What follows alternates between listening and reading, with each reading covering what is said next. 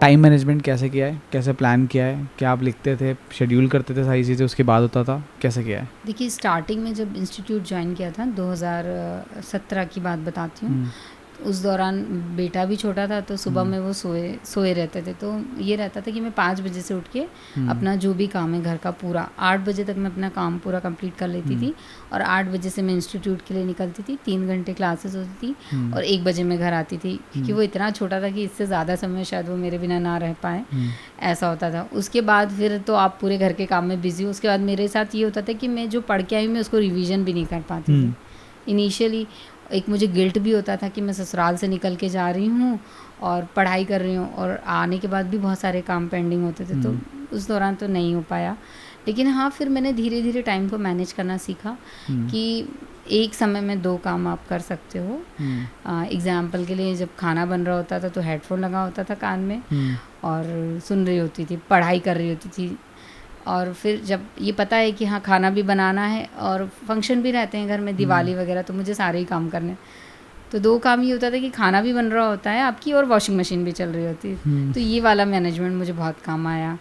और अब जब मैं फैमिली की बात करूँ तो फैमिली में होता था कि मेरे रिलेटिव हैं या हस्बैंड के रिलेटिव हैं, तो हम दोनों की एक ट्यूनिंग थी कि यार 2 दिन मुझे देना है ताकि उनको भी बुरा ना लगे। समर्स में जैसे मेरी सिस्टर इन लॉ हैं 3, तो वो लोग भी आती थी, मैं उनको समय नहीं दे, तो 2 दिन मेरा फिक्स था कि मैं उनको 2 दिन दूंगी। उसके बाद मेरे हस्बैंड से बात हो जाती थी कि प्लीज़ अब आप देख लीजिए, इससे ज़्यादा नहीं हो पाएगा। फिर वो मुझसे कहते थे कि अब तुम लाइब्रेरी ज्वाइन कर लो। अब तक मैं घर में पढ़ रही होती थी, फिर कहते थे कि अब लाइब्रेरी स्टार्ट कर दो, क्योंकि घर में आने वाले लोगों को हम नहीं रोक सकते।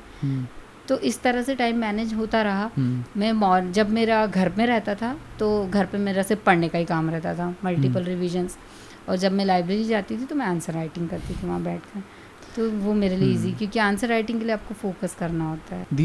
मैं चाहूँगा कि आप आंसर राइटिंग के बारे में भी थोड़ा ऑडियंस को बता दीजिए, क्योंकि आंसर राइटिंग ऐसी चीज़ है जो बहुत काफ़ी डिसाइडिंग रोल प्ले करती है आपका इस एग्ज़ाम के अंदर। वो आपने कैसे किया, उसका स्ट्रैटेजी कैसे बनाया? आंसर राइटिंग के लिए आपको फोकस करना चाहिए 2 मार्कर या 3 मार्कर, वो आपके बहुत अच्छे होने चाहिए। ठीक है। इनफैक्ट आपसे कोई रूलर ही पूछ लिया है तो आपको टेन्योर उनका पता होना चाहिए। जब हम टेन्योर मेंशन करते हैं तो एग्जामिनर को पता होता है कि बच्चे ने पढ़ा है। तो आप 3 मार्कर में जितने फैक्ट डालना चाहें, मैंने यही किया था 21 में। 3 मार्कर में कॉमा लगा लगा के मैंने मल्टीपल फैक्ट्स डाले थे, तो वो कॉपी आपकी शुरू से ही इम्प्रेसिव हो जाती है। सिर्फ 5 मार्कर के लिए आपके पास अभी इतना स्पेस है नहीं, तो अब तो शायद लाइंस बढ़ा दी है उन्होंने 22 से, तो आप रे डायग्राम बना सकते हैं 5 मार्कर में। मल्टीपल पॉइंट्स आप एरो के थ्रू, आपके जो शुरुआत के 5 आंसर्स हैं उनमें आप अच्छे एफर्ट्स लगा दो, बाद के जो 5 आंसर हैं उनमें आप रे डायग्राम बना सकते हो, क्योंकि आपको समय कम पड़ता है वहाँ पे। और मेरा ये था कि मैं पहले 3 मार्कर, देन 11 मार्कर, और फिर मैं 5 मार्कर पर शिफ्ट होती थी। पहले मैं 3 मार्कर को करती थी, इनफैक्ट जो 2 कॉपीज़ हमें मिलती तो मैं पहले दोनों के 3 मार्कर कर लेती थी आधे घंटे में, तो मुझे समझ आ जाता था कि हाँ अब मुझे कितना मैनेज करना है। फिर 11 मार्कर करती थी, फिर 5 मार्कर, क्योंकि 5 मार्कर में आपको 2 से 3 नंबर वो दे सकते हैं। आपने 5 पॉइंट्स भी मेंशन कर दिए लास्ट में, तो आपको 2 नंबर मिल जाएंगे। और एक 5 मार्कर अगर आपका छूट भी जाता है तो फिर इतनी टेंशन नहीं होती है।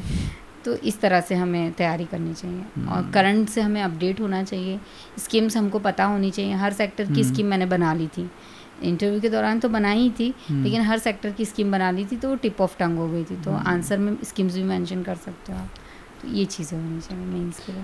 दीदी, what inspired you for this exam, कि क्या ऐसी इंस्पिरेशन आई कि आप बार बार लगे रहे इस एग्ज़ाम के पीछे? क्योंकि अगर आप एग्ज़ाम की तैयारी नहीं करते तो आप इतने चैलेंजेस फेस नहीं करना पड़ता। You will be chill relax कि चलो घर का काम करना है, फिर रेस्ट करना है, यही एक जो नॉर्मल रूटीन, जो नॉर्मल लाइफ आता है ना, तो शायद आपको इतनी मेहनत नहीं करना पड़ती।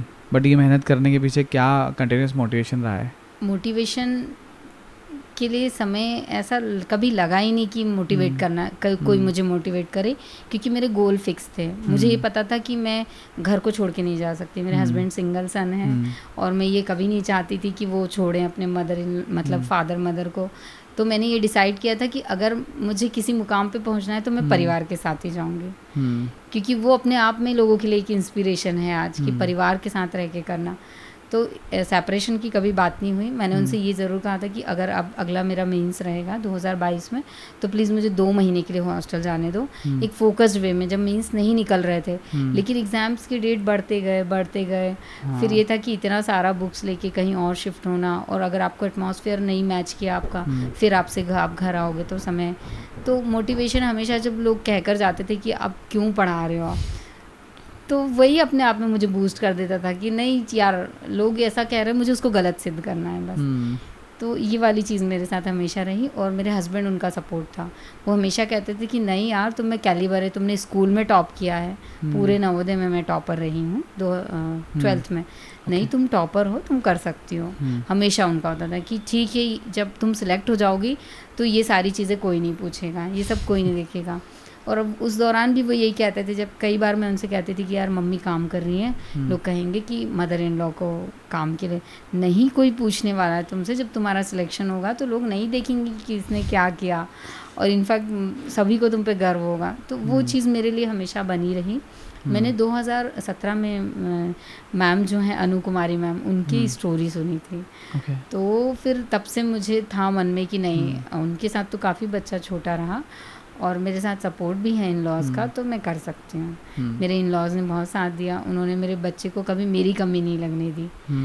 तो ये चीज़ें बढ़ती रही आगे, और मैं कंटिन्यू कर। आई थिंक कि आपकी स्टोरी, एक जो हमने प्रीवियस ईयर पहले हमने सिमी दी के साथ भी पॉडकास्ट किया है, जी सिमी दी भी मैरिड रहे हैं। आई थिंक कि ऐसी स्टोरीज इंस्पायर करती है उन सारी फीमेल्स को जो लाइफ में करना चाहती है लेकिन नहीं कर पाए जब वो अनमैरिड थे। आई थिंक कि आप लोगों की वजह से उनकी लाइफ में इंस्पिरेशन या एक स्पार्क आता है कि यार जिसकी वजह से वो मोटिवेट हो जाते हैं कि हमको तैयारी करना है, क्योंकि कोई और कर रहा है तो वो कर सकते हैं। बिल्कुल।